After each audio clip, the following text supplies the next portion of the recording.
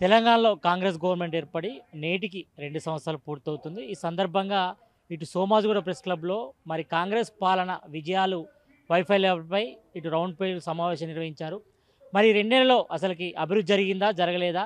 మరొక వైపేమో రాష్ట్ర ప్రభుత్వం ప్రజాపాలన విజయోత్సవాలు చేస్తుంది. మరోవైపు తెలంగాణ రైజింగ్ గ్లోబల్ సమ్మిట్ పేరుతో కార్యక్రమాలు కూడా నిర్వహిస్తుంది. మరి ఇదే విషయంపై మరి బీఆర్ఎస్ నేతలు ఏమంటున్నారు? ప్రజెంట్ మనతో పాటు BRS spokes person Palla Ravikumar ఉన్నారు. వాళ్ళతో మాట్లాడదాం.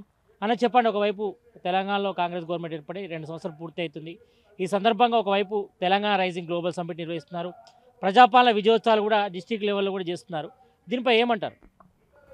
ముందుగా 2 ఏళ్ల పాలనలో కాంగ్రెస్ గవర్నమెంటు రేవంత్ రెడ్డి ప్రభుత్వం ప్రజలకు ఇచ్చినటువంటి హామీలేంది, ఏం మాట ఇచ్చి అధికారంలోకి వచ్చిందో ఒకసారి సమీక్షించుకుంటే మంచిది. ప్రజలకు భ్రమలు కల్పించి అధికారంలోకి వచ్చారు. ఆ భ్రమల్ని ప్రజలు గ్రహించి మమ్మల్ని మోసం చేసిండ్రు, వంచన చేసిండ్రు, ద్రోహం చేసిండ్రు అని ప్రజలు తిరుగుబాటు అయిన తర్వాత మళ్ళీ కొత్తగా రేజింగ్ తెలంగాణ అని ఒక కొత్త చాప్టర్ని తీసుకొస్తున్నారు. మీరు ప్రజలకు ఇచ్చింది ఏంది చెప్పండి? 2 ఏళ్ల సంవత్సరం మొదటి సంవత్సరంలోనే 2 లక్షల ఉద్యోగాలు భర్తీ చేస్తామని చెప్పారు. నెరవేర్చిందా చెప్పండి? ప్రజలకు 2 లక్షల రుణమాఫీ చేస్తామని చెప్పారు. 65 లక్షల మందికి. ఎంతమందికి చేసిండ్రు? 25 లక్షల మందికి చేసిండ్రు. మిగతాది ఏమైంది?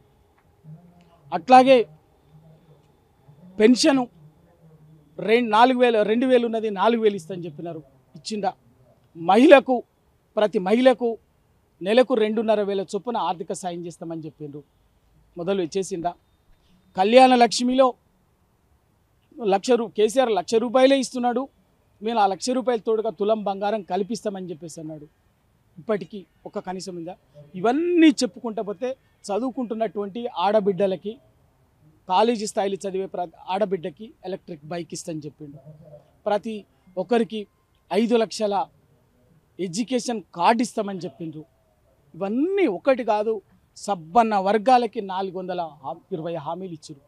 ఏది నెరవేర్చలే. రెండవది బీసీ డిక్లరేషన్ పేరు మీద 56 హామీలు ఇచ్చారు బీసీలకు. అందులో ప్రధానంగా స్థానిక సంస్థలు, విద్యా ఉద్యోగాల్లో 42% రిజర్వేషన్లు కల్పిస్తాం, దానికి రాజ్యాంగబద్ధత కల్పిస్తాం 6 నెలల్లో అన్నారు. 2 సంవత్సరాలు అయితే దిక్కు దివాన్ లేదు. ఆ వేషం వేసారు, ఈ వేషం వేసారు. ఎన్ని నాటకాలు ఆడాలో అన్ని నాటకాలు ఆడినరు. లాస్ట్కు కోర్టు అది ఇది అని చెప్పేసి మేము 23% పాత పద్ధతి ఇస్తామని చెప్పారు. మరి ఆ పాత పద్ధతి కూడా 23% ఎందుకు రాలే? 17% ఎందుకు అయింది? ఇవాళ గవర్నమెంట్ సమాధానం చెప్పిందా? ఏం లేదు, సింపుల్. మీరు 23 10 42 ఇవ్వలేకపోయినాము, 23 పాతదే ఇస్తున్నామన్నారు కదా. నేను ఒకటే ప్రశ్న అడుగుతున్నా. 12,800 గ్రామ పంచాయతీలు ఉంటే 2019లో ఇదే 23% రిజర్వేషన్లు అమలు చేస్తే బీసీలకి 2,800 గ్రామ పంచాయతీలు బీసీలకు రిజర్వేషన్ కింద వస్తే ఇవాళ మరి 23 అమలు చేసినామన్నారు కదా.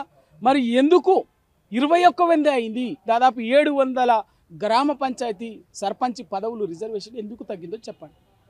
ఇవన్నీ మోసమే కదా. ఉద్యోగాలు లేదు, ఏది లేదు. ఇవాళ బీసీల దాన్ని కల తెచ్చింది ఇయ్యకపోగా ఎంత దౌర్జన్యం జరుగుతుందో నల్గొండల ఎల్లమ్మగూడెంలో చూసినాం. ఆదిలాబాద్ జిల్లాలో రవీందర్ అనేటువంటి ఓ బీసీ బిడ్డ ఆత్మహత్యను చూసినాం రిజర్వేషన్కు. ఏది దౌర్జన్యంగా, వీళ్ళ దౌర్జన్యానికి, దాష్టికానికి బలి.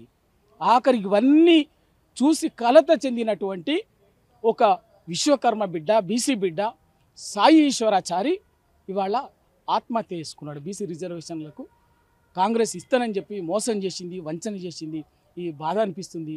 ఈ కనీసం నా చావు, నా ఆ బలిదానంతో, నా ఆత్మ బలిదానంతో కొంత బీసీలో కదలిక రావాలి, జాగృతం కావాలని చెప్పేసి ఆవేదనతో ఆత్మహత్య. దానికి కనీసం స్పందించినటువంటి వాడు లేడు. అటువైపు కన్నెత్తి చూసినటువంటి వాడు లేడు. పైగా ఇవాళ నేను చూశాను, ఓ పెద్ద మనిషి, కాంగ్రెస్ పార్టీ ఒక పెద్ద మనిషి మాట్లాడిన మాట, ఏ మాట? ఆయన ఏదో కారణాలట, బీసీకి సంబంధం లేదట. మాట్లాడేటప్పుడు బీసీ బిడ్డనే మాట్లాడినా కూడా నా ఒక విజ్ఞతతోటి, ఒక బాధ్యతతోటి ఆలోచించండి. కానీ మీరు ఎవరి ప్రయోజనం కోసం మాట్లాడుతున్నారో ఆయనకి నేను విజ్ఞప్తి చేస్తున్నాను. మీరు నిజంగా కూడా వాళ్ళ మీదకి పోవాల్సినటువంటి దాన్ని మీ వైపుకు తిప్పుకొని ఆ ప్రజల ఆగ్రహానికి మీరు గురి కావద్దని చెప్పేసి నేను ఆ బీసీ బిడ్డకు విజ్ఞప్తి చేస్తాను. ఇట్లా ఒక్కటా రెండా వంచన చేసింది, ద్రోహం చేసింది, వంచన బయటపడేసరికి ఇవాళ కొత్త రేజింగ్ తెలంగాణను కొత్త డ్రామా మొదలుపెట్టింది. ఇవాళ ఎక్కడికి పోయింది? ఎక్కడే హైడ్రా పేరు మీద, మూసీ ప్రక్షాళన పేరు మీద ఎంతమంది వేల మంది ఉసురు తీసుకున్నటువంటిది ఇవాళ. అందుక మీరు విజయోత్సవాలు చేసింది కదా, అదే రైజింగ్ తెలంగాణ. ఇవాళ ఏంది? మీరు 5 లక్షల కోట్ల విలువ చేసే భూముల్ని అప్పనంగా సంపన్నులకు అప్పజెప్పేటటువంటి కార్యక్రమానికి శ్రీకారం చుట్టినారు. ఇవాళ మేము అడుగుతున్నాం, అదే స్థలాన్ని ఇవాళ హైదరాబాద్లో విద్యా సంస్థలు కట్టాలంటే లేవు. అనేక విద్యా సంస్థలు కిరాయి భవనాల్లో నడుస్తున్నాయి, ప్రభుత్వ కార్యాలయాలు అద్దె భవనాల్లో నడుస్తున్నాయి. 60-70 BC, SC, ST, general, minority గురుకులాలు, హైదరాబాద్కు సంబంధించిన గురుకులాలు స్థలాలు లేక నిర్మాణం చేయక కిలోమీటర్ల కొద్ది ఔటర్ రింగ్ రోడ్ అవతల అద్దె భవనాలు నడుస్తున్నాయి. వాటన్నిటికీ శాశ్వత భవనాల నిర్మాణం కోసం ఈ ఏదైతే 9,000 ఎకరాలు ఫీల్డ్ ఇండస్ట్రియల్ పాలసీ మీద ఇండస్ట్రీస్ ల్యాండ్స్ ఉన్నాయో వెనక్కి తీసుకొని వాటన్నిటి నిర్మాణం చేయండి. ప్రభుత్వానికి అవసరమైనటువంటి భవిష్యత్ అవసరాల కోసము ల్యాండ్ బ్యాంకును క్రియేట్ చేయండి, ల్యాండ్ను ప్రొక్యూర్ చేయండి. అంతేకాని అప్పనంగా అప్పచెప్పి ఇష్టానుసారంగా చేసి రైజింగ్ తెలంగాణ అంటే నవ్వుకుంటారు. ఇవాళ మీరు వాళ్ళని ఎవరైతే వాళ్ళని వీళ్ళని ఒక 4,000 మందిని 5,000 మందిని సంపన్నులని పారిశ్రామికవేత్తలని వాళ్ళ కోసం మీరు పనిచేస్తున్నారు కాబట్టి తెచ్చి చప్పట్లు కొట్టించుకోవచ్చు కాక.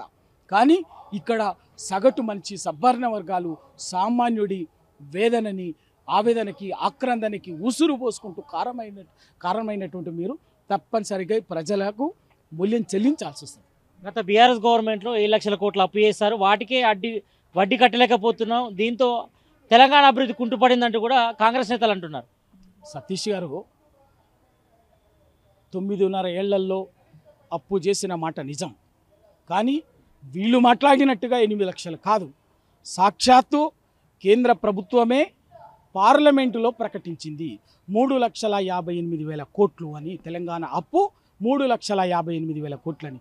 ఆ 3,58,000 కోట్లలో 75,000 కోట్లు ఉమ్మడి ఆంధ్రప్రదేశ్ నుంచి తెలంగాణకు అప్పచెప్పినటువంటి అప్పులే. అంటే అక్కడ అది తీసేస్తే కేసీఆర్ గారి ప్రభుత్వంలో 9 నెలలు చేసినంత 2,75,000 కోట్లు, 2,80,000 కోట్లు.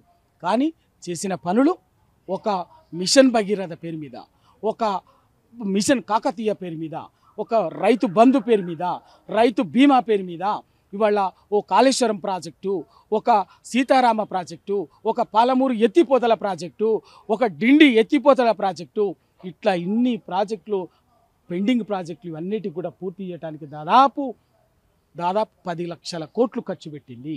10 లక్షల కోట్లు, ఒక్కటి కాదు, 2 కోట్లు కాదు. ఆ రోజు రాష్ట్రాన్ని అప్పజెప్పిన రోజు తెలంగాణ ఆదాయం ఎంత? తెలంగాణ 45,000 కోట్ల తెలంగాణ రాష్ట్ర ప్రభుత్వ ఆదాయం 2014లో రాష్ట్రం ఏర్పడిన రోజు. ఇవాళ తెలంగాణ ఆదాయం ఎంత? ఇవాళ 2,50,000 కోట్లకు వచ్చింది తెలంగాణ ఆదాయం. అంటే 45,000 కోట్లు, 2.5 లక్షల కోట్లు ఎట్లయింది? తెచ్చినటువంటి అప్పుల్ని ఒక పారిశ్రామికంగా కానీ, మనకు అవసరమైనటువంటి వ్యవసాయ రంగంలో కానీ, విద్యుత్ రంగంలో కానీ, సాగునీటి రంగంలో కానీ పెట్టుబడిగా ఒక క్యాపిటల్ ఇన్వెస్ట్ చేయటం వల్ల ఇవాళ ఈ పరిస్థితి, ఇవాళ రిటర్న్స్ వచ్చి ఇవాళ ఆదాయం పెరిగింది. ఇంకా చాలా స్పష్టంగా ఆ రోజు విద్యుత్తో మనకున్నటువంటి విద్యుత్ ఉత్పాదక సామర్థ్యం ఎంత? కేవలం 7,000 మెగావాట్ల విద్యుత్ ఉత్పత్తి సామర్థ్యం ఉండే. వాళ్ళెంత? తెలంగాణ విద్యుత్ ఉత్పత్తి మెగావాట్ల ఎంత సామర్థ్యం? 20,000 మెగావాట్ల విద్యుత్ ఉత్పత్తి సామర్థ్యానికి వచ్చింది. ఒక భద్రాద్రి పవర్ ప్లాంట్, ఒక యాదాద్రి పవర్ ప్రాజెక్ట్ కానీ ఇవన్నీ కూడా ఇవాళ సోలారు అన్నీ కలిపి ఇవాళ ఆ రోజు ఉన్న విద్యుత్ ఉత్పత్తి దానికి 3 రెట్లు పెంచింది. ఇవాళ ఊరికి సాధ్యం కాలేదు కదా. ఆ రోజు వ్యవసాయం ఎంత ఉండే, సాగు విస్తీర్ణము ఆ రోజు తెలంగాణ 2014లో ఆ రోజు రాష్ట్రం అప్పచెప్పే నాటికి, రాష్ట్రం ఏర్పడే నాటికి తెలంగాణలో తిండి గింజలు లేక కరువు కాటకాలతోటి తెలంగాణ సమాజం అల్లాడుతుండి. అటువంటిది ఇవాళ తెలంగాణ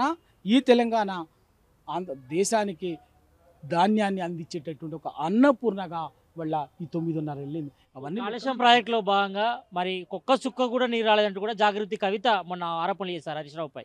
ఈ ఆరోపణ ఎట్లా చూస్తారు? కాళేశ్వరం గురించి ఎవరు మాట్లాడినా, ఏం మాట్లాడినా కూడా అవగాహన రాహిత్యంతో మాట్లాడినటువంటిదే అవుతుంది. కాళేశ్వరం ప్రాజెక్టు ఇవనేది ఒక మేడిగడ్డ రిజర్వాయర్ కాదు, ఒక అన్నార రిజర్వాయర్ కాదు, ఒక సుందిల రిజర్వాయర్ కాదు. కాళేశ్వరం అంటే ఇవాళ మొత్తంగా 19 సబ్ స్టేషన్ 19 పవర్ స్టేషన్స్, 15 రిజర్వాయర్లు, దాదాపు 204 కిలోమీటర్ల టన్నల్స్ సొరంగ మార్గము, దాదాపు 1500 కిలోమీటర్ల ఓపెన్ కాల్వలు, ఇవన్నీ కలిపి ఉన్నది. ఇవాళ మల్లన్న సాగర్ అద్భుతంగా పనిచేస్తుంది, కొండపోచమ్మ సాగర్ పనిచేస్తుంది, రంగనాయక సాగర్ పనిచేస్తుంది, అన్నపూర్ణ సాగర్ పనిచేస్తుంది, ఇంకా ఇవన్నీ పనిచేస్తున్నాయి కదా. 200 సొరంగ కాలువ పనిచేస్తుంది కదా, 1500 కిలోమీటర్ల ఓపెన్ కాలువ పనిచేస్తుంది కదా, 19 పవర్ స్టేషన్స్ పనిచేస్తున్నాయి కదా, పంపింగ్ స్టేషన్స్ పనిచేస్తున్నాయి కదా. ఏది ఆగిపోయింది కాబట్టే కదా ఇవాళ తెలంగాణ ఇలా ఇంత అన్నపూర్ణగా మారింది. అది పక్కకు పెట్టి కేవలము కరెక్టే. మరి ఇవాళ ధాన్యం మీరే మొన్ననే civil supplies minister Uttam Kumar Reddy గారు మాట్లాడిండు, కాళేశ్వరం మేము మేడిగడ్డ వాడకపోయినా, కాళేశ్వరం నీళ్లు లేకపోయినా తెలంగాణలో దేశంలో బ్రహ్మాండమైన అద్భుతమైనటువంటి ఏదో లెక్క చెప్పిండు. కరెక్టే కదా. మరి అదే అంతకుముందే సేమ్ పరిస్థితులు 2014 కంటే ముందు కూడా ఉండే కదా. మరి కావాలి ఎందుకో లేవు, ఇవాళ ఎందుకు వచ్చినాయి? కేసీఆర్ గారు తెలంగాణ సాగునీటి రంగాన్ని బహుముఖంగా గొలుసు కట్టు చెరువులు, తెలంగాణకు ఉన్నటువంటి గొలుసు కట్టు చెరువుల అద్భుతమైనటువంటి వ్యవస్థని రావటంతోనే 40,000 చెరువులని మిషన్ కాకతీయ పేరు మీద పూడికలు తీసివేసి వాటిని బలోపేతం చేసి పడిన నీళ్లు ప్రతి చుక్క చెరువులలో ఇంకేట నిలబడేటట్టుగా ఒడిసి పట్టి వాళ్ళ నీళ్ళని చేస్తున్నాం. తర్వాత చిన్న తరహా ప్రాజెక్టులు, పెండింగ్ ప్రాజెక్టులు, కల్వకుర్తి, భీమా, నెట్టెంపాడు, కోయిల్ సాగర్, ఇటువంటి అన్నీ కూడా దాదాపు దశాబ్దాలుగా విన్నాం పెండింగ్ ప్రాజెక్టులని. వాళ్ళ పూర్తయి పంటలు పండుతున్నది. ఇదే తెలంగాణ కంటే ముందు రంగారెడ్డి, మహబూబ్నగర్ జిల్లాలో గంజి కేంద్రాలు పెట్టారు కదా బతికించుకోవటానికి. అదైతే అబద్ధం కాదు కదా. మరి ఇవాళ అదే మహబూబ్నగర్లో లక్షల ఎకరాలు పంటలు పండుతున్నాయి. ఎట్లా సాధ్యమైంది? కేసీఆర్ గారు అవలంబించినటువంటి బహుముఖ సాగునీటి విధానము, దాన్ని ప్రతి వర్షపు నీటిని, కాలువల నీటిని, నది నీటిని సంపూర్ణంగా వినియోగించేటటువంటి ఒక స్వల్పకాలిక, దీర్ఘకాలిక వ్యూహాలతోటి పోవటం వల్ల సాధ్యమైంది. అది వాస్తవము. ఈ నెల 13న ఉప్పల్ స్టేడియంలో మెస్సీతో CM Revanth Reddy football match ఆడబోతున్నారు. దీనిపై ఏమంటారు మీరు? ఏం కామెంట్ చేస్తారు? ఆయన ప్రజలతో జీవితాలతోటి ఫుట్బాల్ ఆడకపోతే చాలు. ఆయన ఆడుతుంది 2 ఏళ్లలో ఆ పేరు మీద, హైడ్రా పేరు మీద, మూసి ప్రక్షాళన పేరు మీద, లగచర్ల పేరు మీద, ఏ పేరు తీసుకున్నా కూడా ప్రజల జీవితాలతోటి ఫుట్బాల్ ఆడుతున్నాడు. దానికి సింబాలిక్గా బ్రహ్మాండంగా ప్రజలతోటి ఆడుకున్న 2 ఏళ్లలో ప్రజల జీవితాలతో ఆడుకున్నా అని వికటాటహాసం చేసేందుకే రేపు ఫుట్బాల్ మ్యాచ్ ఆడుతున్నాడు. ఇవాళ ఇందిరా పార్క్లో కూడా బీజేపీ ప్రజాపాలన వైఫల్య పేరుతో ఇటు మహాదాన కూడా నిర్వహించింది. దీన్ని ఎట్లా చూస్తారు? ఇదంతా బీజేపీ 2.5 ఏళ్లలో ఇక్కడ జరుగుతున్నది, ఇక్కడ నడుస్తున్నది బీజేపీ తెరవెనుకున్నది ఎన్డీఏ ప్రభుత్వం, ఎన్డీఏ 2 ప్రభుత్వం, బి గ్రూప్. ఇది పేరుకు కాంగ్రెస్ గవర్నమెంట్ ఇది, కానీ ఇక్కడ నడుస్తున్నది చంద్రబాబు నాయుడు, నరేంద్ర మోడీ, రేవంత్ రెడ్డి. వీళ్ళందరూ కూడా చంద్రబాబు నాయుడు, నరేంద్ర మోడీ కనుసన్నల్లో జరుగుతున్నటువంటి ప్రభుత్వమే. అందుకే కష్టం వచ్చినప్పుడల్లా రేవంత్ రెడ్డికి సర్కారు కష్టం వచ్చినప్పుడల్లా అయితే కిషన్ రెడ్డి అన్న రోడ్డు మీదకి వస్తాడు, లేదా బండి సంజయ్ అన్న బయటకు వచ్చేసి వాళ్ళని కాపాడతారు తప్ప ఇద్దరూ ఒకటే. తెలంగాణకు 2 జాతీయ పార్టీలు కలిపి 2 ఏళ్లుగా ప్రజల జీవితాలతో కలిసి ఆడుతున్నటువంటి చెలగాటం, ప్రజల ఆకాంక్షలతోటి, భావోద్వేగాలతోటి ఆడుతున్నటువంటి చెలగాటం. తప్పనిసరిగా 2 జాతీయ పార్టీల మోసాన్ని ప్రజలు అర్థమయ్యే సందర్భం మొదలైంది. అందుకే కిషన్ రెడ్డి వచ్చి రోడ్డు మీద కూర్చున్నాడు. ఓ కేంద్ర మంత్రి, నువ్వే కదా 2 ఏళ్ళు ఉన్నావు, పార్టీ కదా. మరి లగచర్ల బాధితుల్ని ఉరికిచ్చి కేసులలో భూమి గుంజుకొని ఉరికిస్తుంటే మరి కిషన్ రెడ్డి గారు ఎందుకో రాలే, అటువైపు కన్నెత్తి చూడలే. హైదరాబాద్లో ఆయన పాపం హైడ్రా పేరు మీద, మూసి ప్రక్షాళన పేరు మీద మొత్తం కూల్చిందంతా కూడా ఆయన పార్లమెంటు పరిధి. మంత్రి, దేశానికి క్యాబినెట్ మంత్రి కిషన్ రెడ్డి గారు, అప్పుడు పార్టీ అధ్యక్షుడు కూడా. మరి పార్టీ అధ్యక్షుడిగా నువ్వు ఒక్కరోజు బాధితుల పక్షాన్ని రాలే, నువ్వు నీ నియోజకవర్గ ప్రజల్ని ఉరికిచ్చి ఇళ్ళు కూలుస్తుంటకు రాలే. ఇదంతా ఎందుకు? ఇద్దరు కలిసి ఆడుతున్నటువంటి. ఇప్పుడు మళ్ళీ కొంత మొదలైంది కాబట్టి కాపాడటం కోసం ఏదో చేసామన్నటువంటి ఒక స్కిన్ ప్రొటెక్షన్ లాగా చేసేటటువంటి ప్రొటెస్ట్, అంతే తప్ప ఏమీ కాదు. మొత్తానికైతే ఈ కాంగ్రెస్ 2 ఏళ్ల పాలనలో మొత్తం అన్నీ కూడా మరి ఎక్కడ కూడా హామీలు నెరవేర్చలేదు. మరి అన్నీ కూడా 420 హామీలను కూడా మరి బీఆర్ఎస్ నేత పల్లె రవికుమార్ చెప్తున్నారు. ఇక మరోవైపు ఇటు బీజేపీ కాంగ్రెస్ అయిన కూడా రెండు డ్రామాలు ఆడుతున్న పార్టీలు, మరి ఇంటర్నల్గా మాత్రం ఆ రెండు పార్టీలు కలిసే ఉన్నాయంటూ కూడా బీఆర్ఎస్ సీనియర్ నేత పల్లె రవికుమార్ ఆరోపిస్తున్నారు. కెమెరామ్యాన్ రఫీతో Satish, RTV news, Hyderabad. Local to global news at your finger tips. మీ చేతిలో ఒక ఆయుధం. డౌన్లోడ్ రా TV app. Media legend Ravi Prakash is back.